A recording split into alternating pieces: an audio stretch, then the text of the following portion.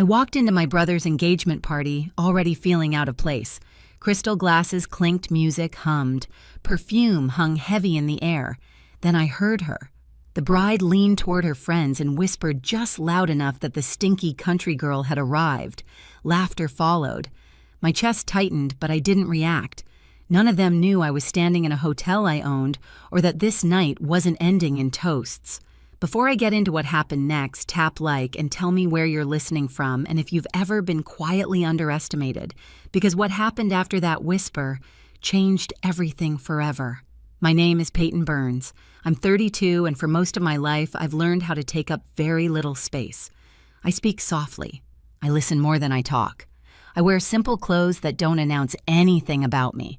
Not because I lack confidence, but because I learned early that being underestimated can be safer than being noticed. I grew up in a small town where everyone knew everyone else's business. My older brother Ethan was the star. Teachers loved him. Neighbors praised him. My mother Margaret built her pride around him without ever meaning to hurt me. It just happened. At the dinner table, his achievements filled the room. Mine were met with polite nods, like background noise. The only person who truly saw me was my grandmother. She had a way of holding my hand a second longer than necessary, like she was grounding me in the world. When I was a teenager, she told me I was a builder, not of houses or things, but of stability. She promised me a necklace that had been passed down through the women in our family. She said it would be mine one day because I would need the reminder more than anyone else. I left home at 18 with a single suitcase and no goodbye party. I worked whatever job I could find, starting at the very bottom in hotels. Long hours, sore feet, quiet nights eating takeout alone. Over time, I moved up. I learned how everything worked. I saved. I invested carefully. I didn't tell my family. They never asked. For years, I sent money back anonymously.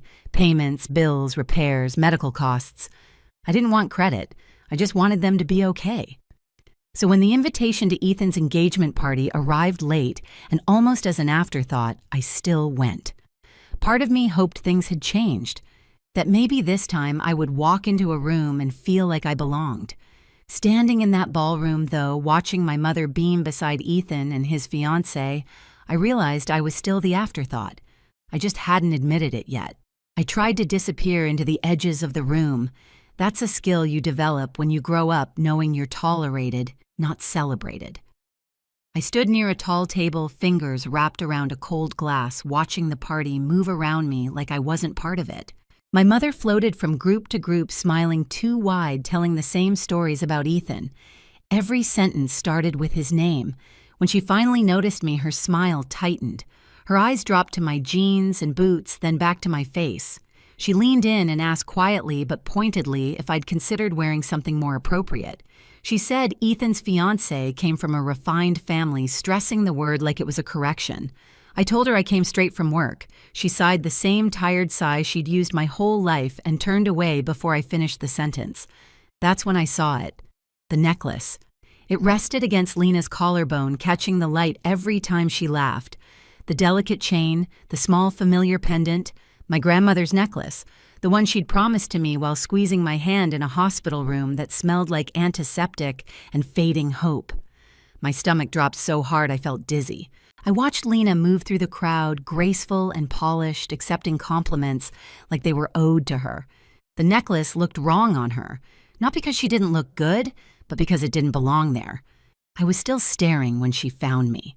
She approached with a smile that never reached her eyes, placing a hand lightly on my arm like we were close. She suggested we talk somewhere quieter. As soon as we were out of earshot, her expression changed. The sweetness vanished. She told me she knew all about me, about the money I sent home, about how I lived modestly. She asked why someone like me would keep helping people who never seemed to appreciate it. Then she answered her own question. She said it was probably because I was desperate to matter. Her words were soft, controlled, designed to bruise without leaving marks. She finished by telling me that once she married Ethan, it would be better if I kept my distance. Fewer complications that way. She patted my arm, turned, and walked back into the party, my grandmother's necklace glinting against her skin. I stood there perfectly still. I didn't cry. I didn't confront her. Something inside me simply went quiet. The part of me that kept hoping this family would one day choose me finally shut its door. And in that silence, I understood something clearly for the first time. This night wasn't just uncomfortable, it was dangerous. I needed air. Real air, not the kind filtered through chandeliers and forced smiles. I slipped out of the ballroom and into the hallway where the carpet muted my footsteps and the noise dropped to a low hum. This part of the hotel felt different, familiar, controlled. It always grounded me. That's when I heard voices. I slowed without meaning to. Ahead of me, near the corner by the service elevators, Howard Whitmore stood with his phone pressed tight to his ear. His back was turned, his shoulders tense. He didn't notice me. He was too busy arguing in a low, urgent voice. I caught fragments, words like after the wedding, cash flow, and we just need them to believe it a little longer. He paused, listened, then said something that made my stomach clench. He mentioned my family, not by name but by implication. Their stability, their ability to help. He hung up and straightened his expression, snapping back into a polished smile before he walked away. I stood there longer than I should have, my pulse steady, my mind racing. That call wasn't panic, it was calculation. I went down to the parking garage and sat in my car with the engine off the concrete walls pressing in around me. I pulled up old records on my phone. Transfers, payments, bills I'd covered for years. Mortgage support, medical costs, always anonymous, always quiet. My family thought they were doing fine on their own, and apparently someone else thought that meant opportunity. The pieces slid into place with uncomfortable ease. The Whitmores didn't care about Ethan, or love, or family. They cared about access, about what they believed my family represented. And if they were wrong, if the money wasn't really there, the fallout would crush everyone involved. I wasn't guessing anymore. I was confirming. I texted Daniel Cross and asked him to meet me near the service entrance. When he arrived, I didn't explain everything. I didn't have to. I asked him to run background checks on the Whitmores. Quietly, thoroughly, he nodded once and left. Then I called my lawyer. Rachel answered immediately. I told her I needed options, fast ones. I also called Hannah, someone who understood numbers the way most people understood emotions. I asked her to look for patterns, anything that didn't add up. I went back upstairs, composed calm, almost detached. Inside, the party continued. Music, laughter, glasses raised, but something fundamental had shifted. This wasn't about being insulted anymore. It wasn't even about the necklace. It was about stopping something before it destroyed my family. And if that meant the truth had to come out in the most public way possible, then so be it. By the time I walked back into the ballroom, the night had reached that fragile point where everything looked perfect right before it broke. The music softened, the lights dimmed just enough to feel intimate. Someone tapped a spoon against a glass, signaling the start of speeches. Howard Whitmore was already making his way toward the small stage champagne flute in hand, smiling like a man who believed the room belonged to him. Lena stood beside Ethan, her hand looped through his arm, my grandmother's necklace resting exactly where it shouldn't have been. My mother sat near the front, beaming, unaware that the ground beneath her chair was about to disappear. Daniel crossed my line of sight and gave the smallest nod. Hannah's text came in seconds later. "You were right. It's worse than we thought." Rachel followed with a single sentence. "Everything is verified. You're clear." I didn't feel triumph. I felt calm. Howard cleared his throat and began talking about family, about trust, about how honored they were to be joining ours.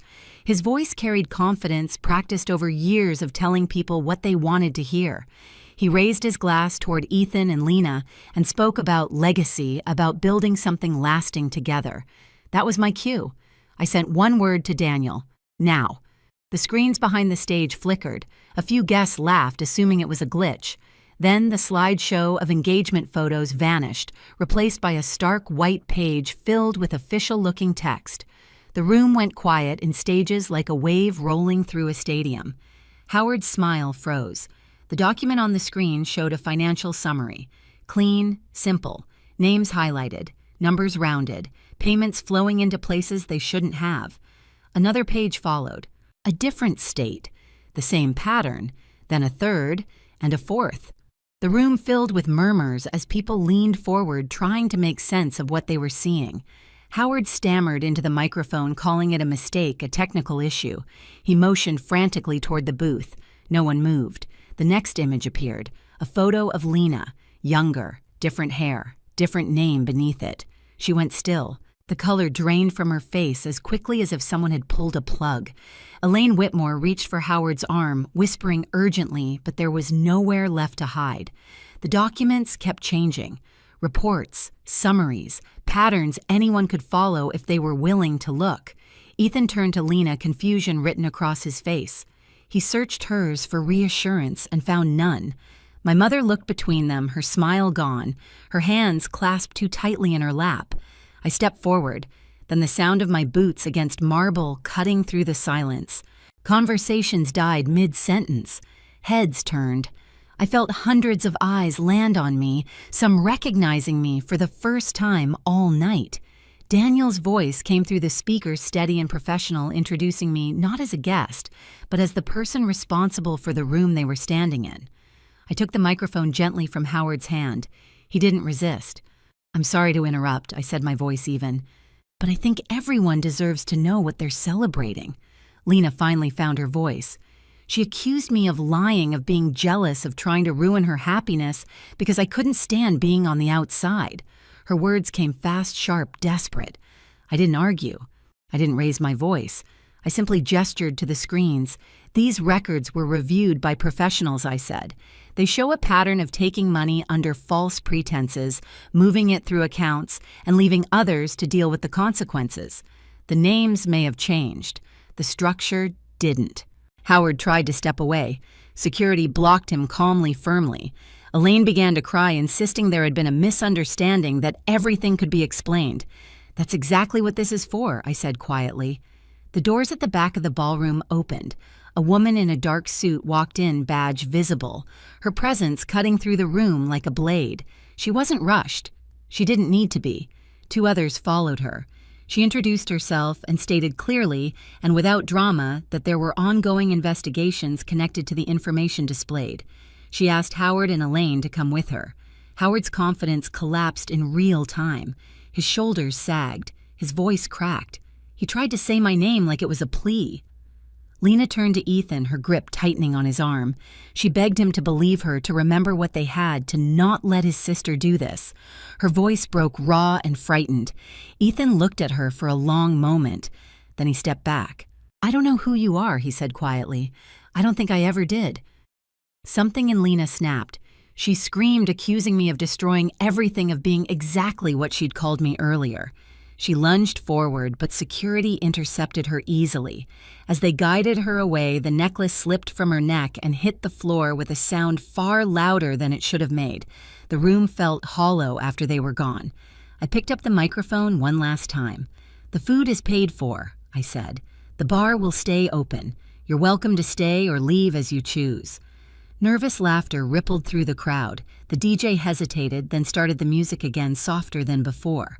I walked over to my mother and showed her my phone. Transfers, payments, bills.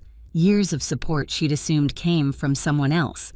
She stared at the screen, then at me, her expression folding inward. Ethan found me near the bar later. He didn't speak at first. When he finally did, it was to say he was sorry. Not loudly, not dramatically, just honestly. I held my grandmother's necklace in my palm, its weight familiar grounding. The party didn't end with cheers or applause. It ended with truth, and that I realized was far more powerful. The days that followed felt quieter, like the world had exhaled after holding its breath too long. The investigations moved forward without drama. There were statements, meetings, careful language. Consequences unfolded the way they always do when truth is finally allowed to stand on its own. Ethan came by a few days later. No excuses, no speeches. He looked smaller somehow, stripped of the certainty he'd worn his whole life. He told me he kept replaying the signs he'd ignored. I told him healing doesn't start with explanations. It starts with listening. He nodded like that was something new to him. My mother called after that. Her voice didn't carry authority this time. It carried weight. She said she hadn't known. I told her that wasn't the same as not being responsible. I showed her the records again, the payments, the bills, the years I'd stayed invisible so no one would feel indebted to me. She cried quietly, not to be forgiven, but because something had finally broken open. The necklace came back to me without ceremony. I didn't put it on right away. I held it for a long moment, instead, feeling the cool metal settle into my palm like a promise kept, even if it arrived late. We didn't fix everything, not even close, but the pretending stopped, and that mattered more than apologies. Some endings aren't clean, they're honest, and honesty, I've learned, is the first real step toward peace. A few weeks later, I hosted a small breakfast at the hotel. A young woman from a rural town sat at the table, nervous, unsure if she belonged. I made sure she did. Watching her listen, learn, and slowly relax reminded me why I stayed quiet for so long and why I don't have to anymore. If you've ever been underestimated, overlooked, or made to feel small by your own family, you're not alone. Share your story in the comments, and if this resonated with you, subscribe so you don't miss what comes next.